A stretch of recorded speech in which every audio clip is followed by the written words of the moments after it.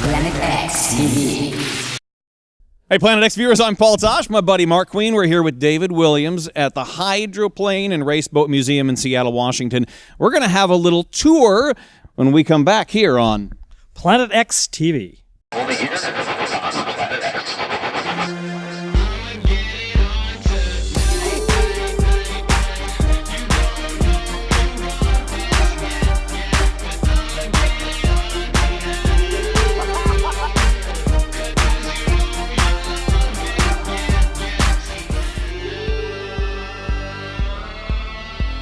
Well, hey, Planet X viewers, I'm Paul Tosh. It's Mark Queen and Dave Williams. We're here at the Hydroplane and Race Boat Museum in Seattle. Did I get that right? You got it right. You want people to come here and see all this that you're doing. We do all this work. We want people to see it. It's beautiful stuff here. Well, here's your chance. I'm giving you, how long?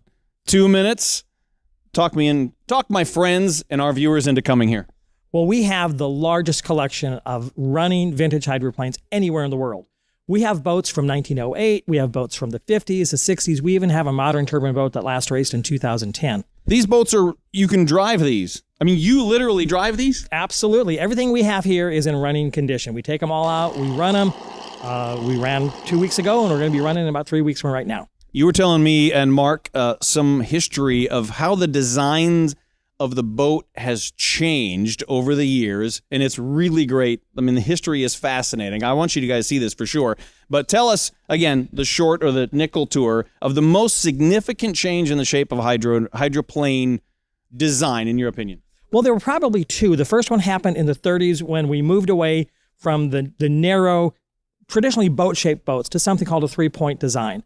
The second big thing happened in the mid-60s when we moved away from a round-nosed boat to a pickle fork boat and put the driver sitting up front of the engine. I kind of want a pickle right now. I don't know. Powered by pepperoni. Well, and we have a Budweiser that's got beer. So we got pickles, we got beer, we got pepperoni. We got a party. Is that in the back? Or? That's after this, Mark. Zip it. So these aren't just boats on display here. You actually fix, if you will, or restore the boats right here in the facility.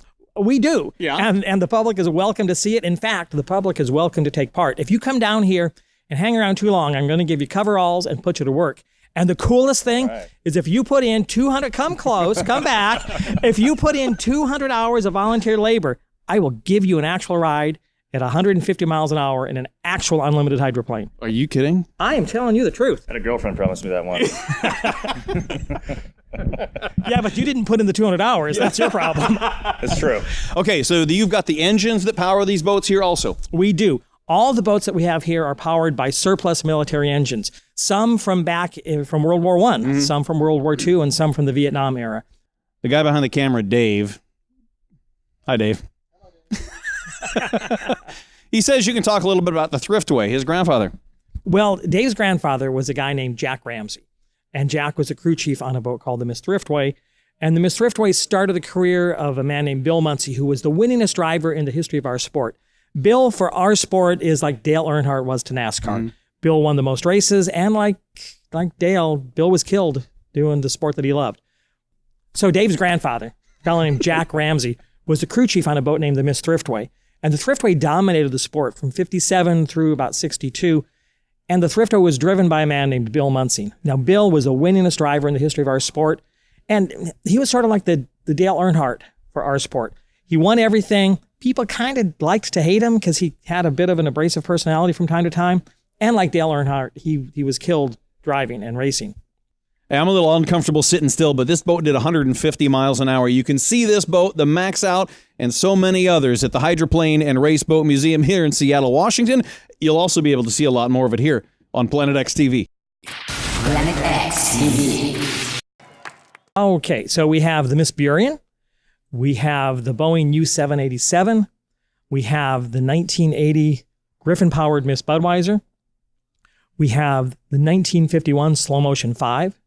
We have the Atlas Van Lines Blue Blaster that Bill Munsey drove. We have the 1982 Atlas that Chip Hanauer drove. We have the Miss Wahoo. We have the Pay and Pack. We have the 1958 Miss Bardall.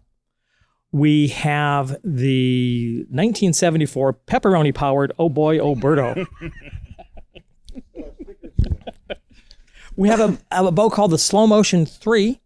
We have a boat called the Suspense and one called the Little B. There's another boat called the Max Out.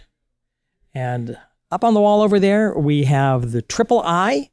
Over there, Dave. Oh, but you were looking over there. That's a poster.